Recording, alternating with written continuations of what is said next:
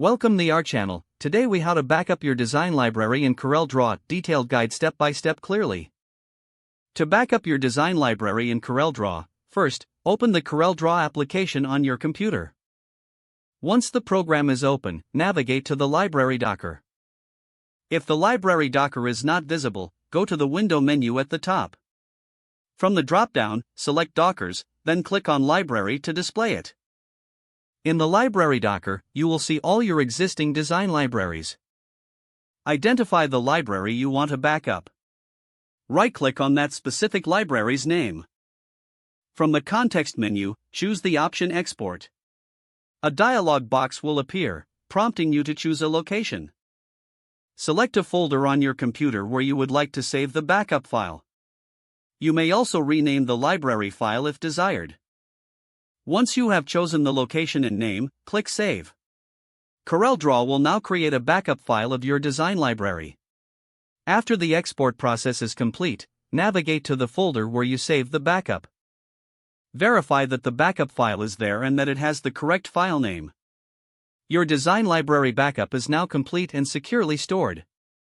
In case you need to restore it later, you can import the library by going back to the library docker. Right-click in the library docker and select Import. Locate the backup file you saved and click Open. Your design library. Always remember to create regular backups to protect your work. If the page does not load, refresh the browser or try again in a private or incognito window. Make sure you are using the correct email address, then retype it carefully to avoid small typos. If your password is not accepted, use the reset option and create a new strong password you can remember. Check your spam folder for verification or security emails, then complete any requested confirmation steps.